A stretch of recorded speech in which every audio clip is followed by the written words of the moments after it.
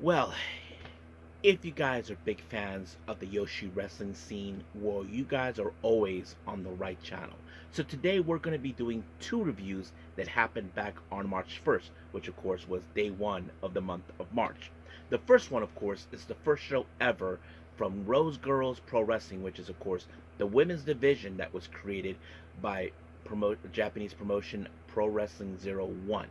This one features many wrestlers, some from of course, other promotions, others who are freelancers. So we're going to go from A to Z on this one as well.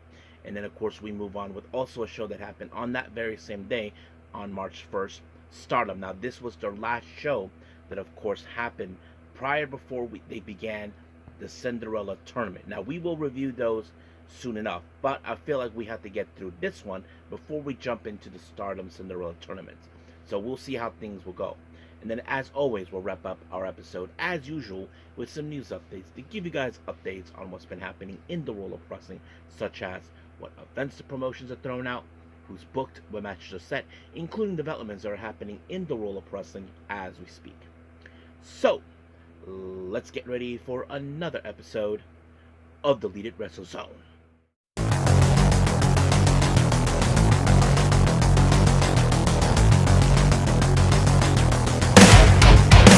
Are you ready? Get up, get up! Get up, get up! Get up, get up! Get up, get up! Get up, get up! Get up, get up! Hey everyone, welcome to the Deleted Wrestle Zone, all things that is pro wrestling with AEW, NXT, New Japan Pro Wrestling, TNA, the National Wrestling Alliance, various promotions, wrestlers, matches, and championships. I am your host, J-Rod here. So, if you are new to the channel, welcome. This is a channel we do a lot of pro wrestling reviews from various promotions, not only here in the United States, but also in Japan, Mexico, Canada, Europe, the UK. In the world of wrestling is not as big, but it continues to grow. We also, of course, do discussion videos, talk about various topics such as the wrestlers themselves, the promotions, factions, storylines, whatever we want to talk about. We also, of course, do more news updates. If certain information is unable to be on this episode, we can either put it on the next one or on a separate video by itself. We also, of course, do real-time news updates to keep you guys on alert if something has happened in the world of wrestling that needs to be addressed ASAP. We also, of course, got to do Nagi Sayaka Watch and various other cool wrestling content as well. So if you like what you see, please subscribe to us and click on that subscribe button. You'll be getting a lot of daily reviews and other cool wrestling content as well. But if you like this episode, please give us a like on the like button or a nice comment in the description down below. Now, enough of the jibber jabbers. So let's get started. So as I said, it's all about the Yoshi wrestling scene. So let's begin, of course, with day one of their very first show, Rose Girls Pro Wrestling.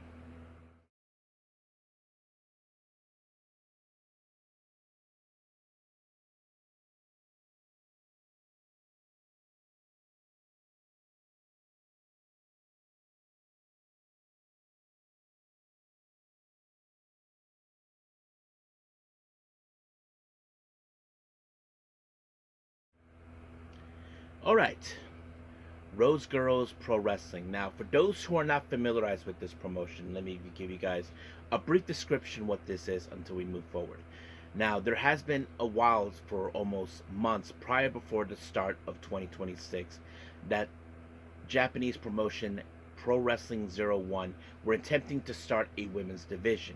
Now, as you know, they've been allowing women to appear in, of course, on a regular basis on their promotion. Now, if you guys remember, not too long ago, like a couple of years ago, Unagi Sayaka was in fact involved in their annual tournament that she was involved in, and now they're putting more women in that. So they decided, why not have a women's division within, but also have their own shows too? So this is something that we're seeing because, as you know, New Japan are in league with Stardom, um, Tokyo Yoshi Pro Wrestling with, of course, possibly with DDT, Mighty Gold, maybe with Noah, of course, stuff like that. We've been seeing that kind of thing happening recently.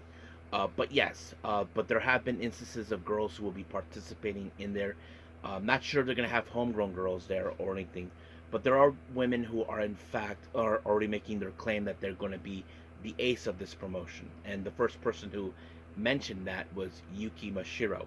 But we'll get to that. Now, this particular show happened. It's called the pre-launch Volume 1, and this happened on the 1st of March at the Tokyo Square in Itabashi.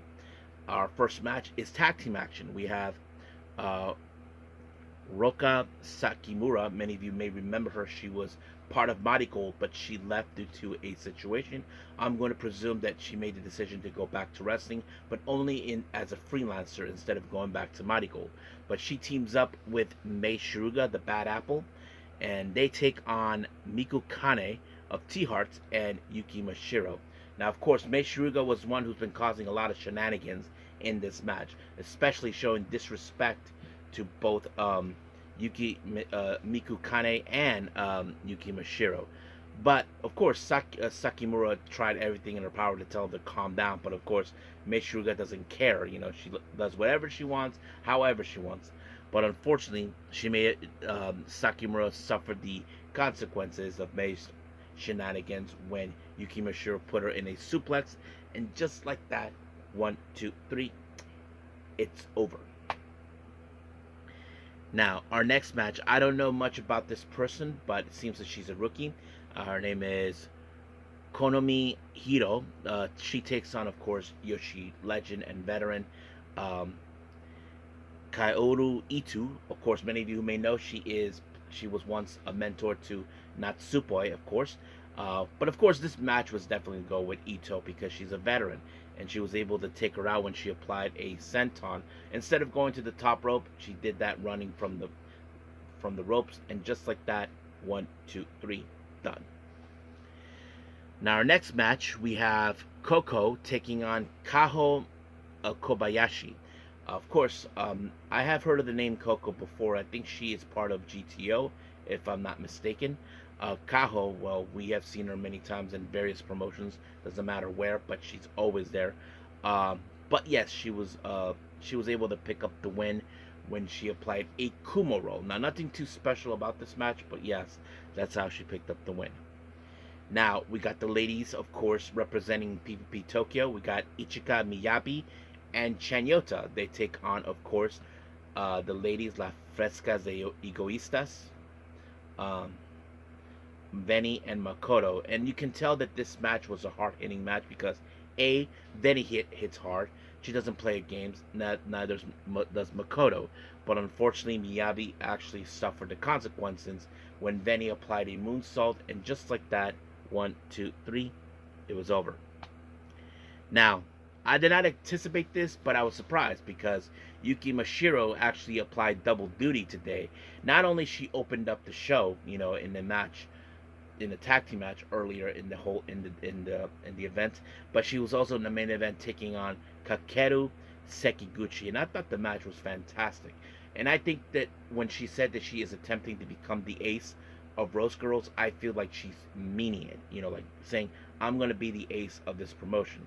But unfortunately, that may take a while until she proves it, because she ended up losing to Sekiguchi when she pinned her. And just like that, 1, 2, 3, it was over. And then, of course, Mashiro was the one in the post-match promo decided to close out the show. I don't know what she says, but it seems the fans are behind her. So we'll see how things is going on. Now, I do know there is going to be another show. If I do see this, I'll definitely review this one.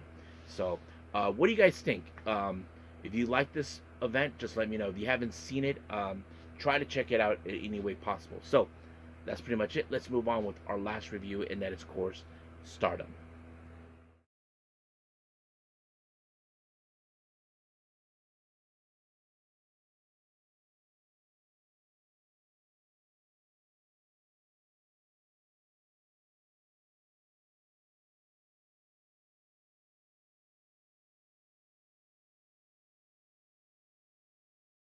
Okay, final review, Stardom. Now, as I mentioned earlier, this was the last show before we start the Cinderella Tournament. Just so that you guys know the timeline where we're at with this, as you know. Um, our first match, we have Ane Kanaya taking on, of course, Yuna Mizumori. For those who may not remember, Yuna Mizumori was Kanaya's debut opponent last year when they made their trip to Okinawa. And of course, they had teamed up before. There's been speculation recently with Kanaya already indicating that she will be making her decision where she wants to go. But there are those who recently believe that she'll probably be making her way to the Cosmic Angels. Obviously, she wants to team up with her mentor, and there's nothing wrong with that. But yes, that's always been the case. But of course, Yuna Mizumori is not. I cannot say that she's a good teacher or anything, but she's willing to make sure that Kanaya be a better wrestler than she should be. I mean, that's what exactly she wanted to do, and she went all hard on her. But unfortunately, Kanaya ended up on the wrong side of the tropical sunshine, and just like that, 1, 2, 3, done. Now, our next match, we had a bit of a three-way. We have Waka Tsukiyama versus Sayori Anu versus Azuki. Now, obviously, the one thing that Sayori Anu and Azuki knows is that Waka uses her bare butt, as a weapon. And that's something, of course, is very familiarized. But they had a little bit of fun with her when they made her run back and forth, pulling a Taguchi. If you guys don't know what I'm referring to, Ryosuke Taguchi is the kind of guy who just runs back and forth in between the rope inside the ring. And they try to get Waka to do that, so apparently she got tired. But in the end, it was in fact Azuki who walked away with the win when she applied the Magistral, and just like that, 1, 2, 3, Azuki picked up the win.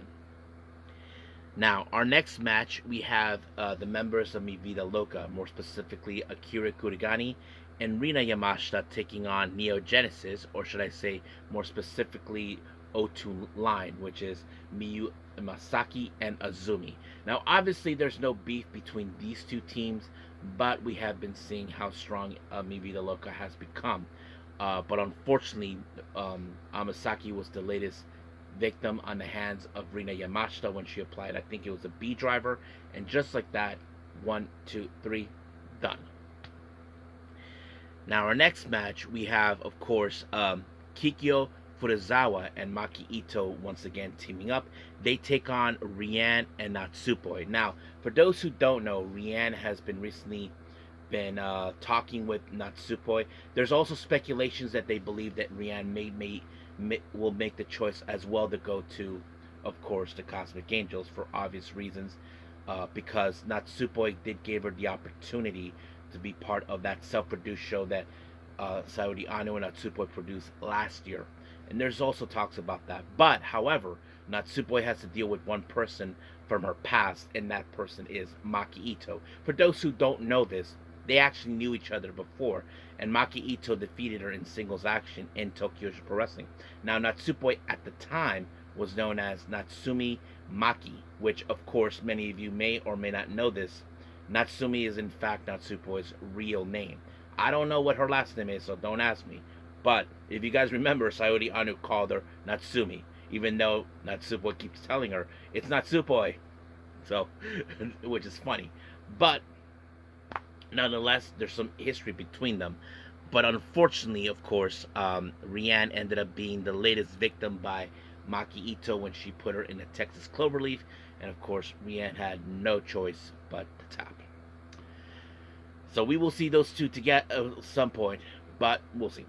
Now, our next match, we have the members of Hate consistent of Rina, Raka, Natsuko Tora, and Konami taking on Rane Agami, and of course the members of Cosmic Angels, better known as Sakurada, Aya Sakura and Sayakura, and Hanako, our future champion. Now, obviously, we know how Hate operates. They like to cheat their way through by making distractions, using weapons, Konami with the spray can, whatever means necessary. But unfortunately, Sakura ended up on the wrong side of the Pink Devil by Rina, and just like that, 1, 2, 3, it was over.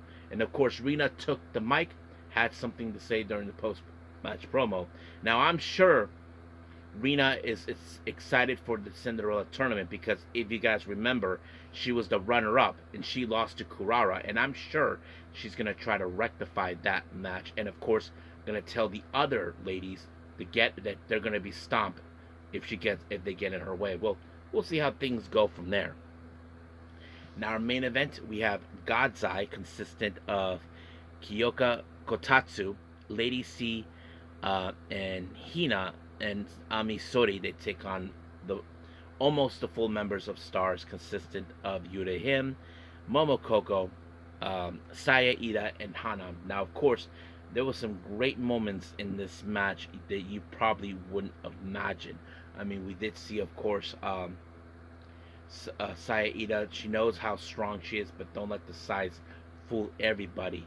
But in the end, it was Hanan who, in fact, picked up the win when she applied 17, which is like the version of Mahestral onto Amisuri, and just like that, 1, 2, 3 Stars picked up the win, and of course, Hanan and the rest of Stars closed out the show. So that's how things end right there. I had a fun show. I can't wait to see what's going to happen in the Cinderella tournament. So right now, we are done. So let's move on with our last and final thing, news updates.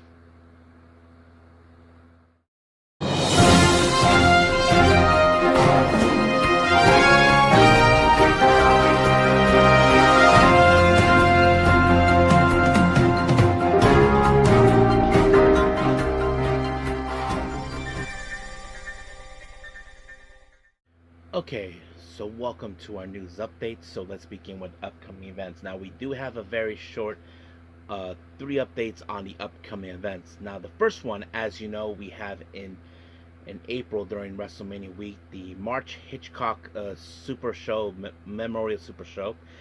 They announced the first time ever Bandito taking on Galeno del Mal. Of course, Dr. Wagner Jr.'s son, and of course his brother. You all know him, Hijo de Dr. Wagner Jr.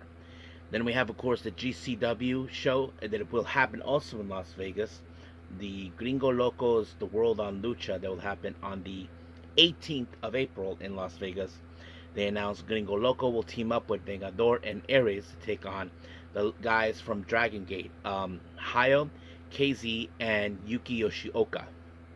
And then finally, as you know, German promotion WXW has announced that there's going to be their own tournament called Femmes Fatales that will go between the 25th through the 27th of September. And they just announced Mercedes Martinez will be participating. And as you all know, Mercedes Martinez said this will be her last year when she retires.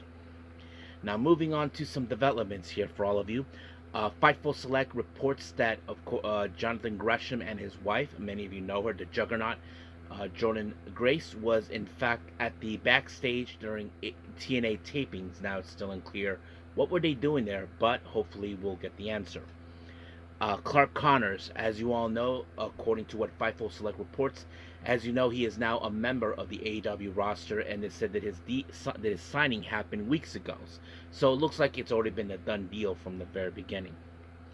Now, David Finlay, as you all know, we all heard recently from Dave Meltzer about how David Finlay has been in contact with TNA, WWE, and AEW after his contract with New Japan was done. However, many people can say this about Dave Meltzer about, yeah, you can take whatever word out of Dave Meltzer's mouth with a grain of salt.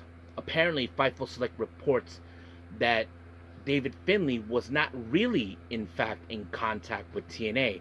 So I don't know where Dave Meltzer get this idea that he's been talking to them. According to what Fightful Select reports, it's that David Finlay was only talking to both WWE and AEW and see where he's going to end up. So that was the whole thing. So I don't know where Meltzer gets this claim that David Finlay was talking to TNA, that sort of thing. Like I said, people can say whatever comes out of his mouth with a huge grain of salt. Not to be disrespectful, but sometimes he can say things that may not be 100% true, and we have to hear the confirmation if it's true from Fightful all the time. Now, Fightful also reports WWE has made numerous signings for women's as been made. So it looks like they've been trying to strong more of the women's division in the ID program. Now, many of you may or may not heard this. Konnan. Now, to be frank with you guys, I lost respect for Konnan for what he said about Stephanie, but I'm not the kind of guy who's a bit heartless to see him if something happens to him. But, however, it was reported to several media outlets in Mexico that Konnan is currently hospitalized. According to this, they're saying that he's hospitalized in San Diego, and his leg was amputated. His other leg is at risk of amputation.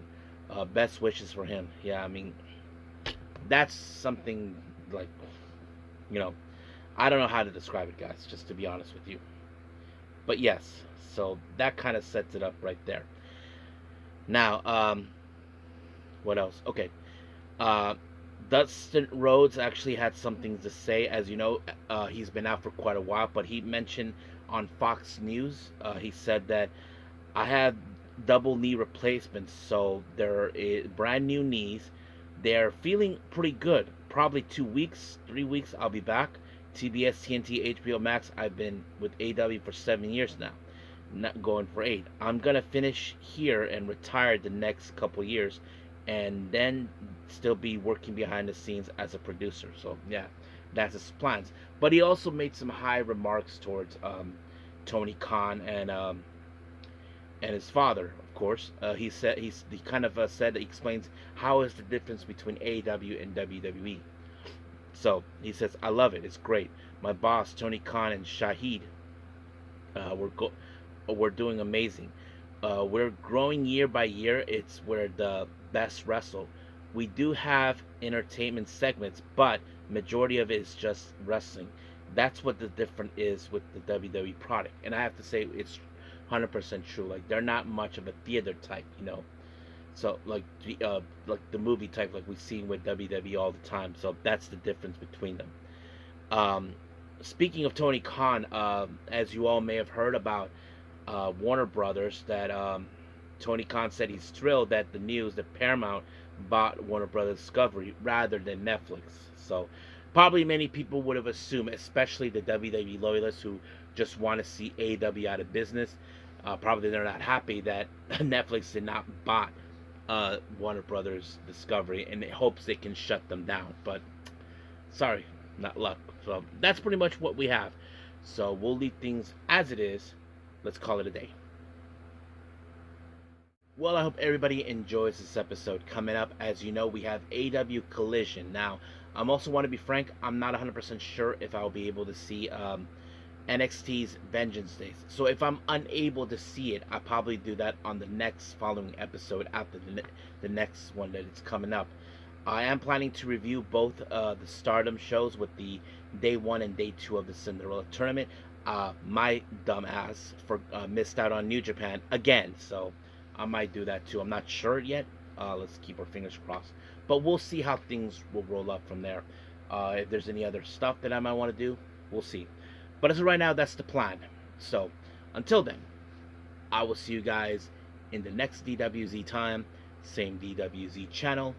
I must bid all of you adieu. So, goodbye. And have a nice day. Bang.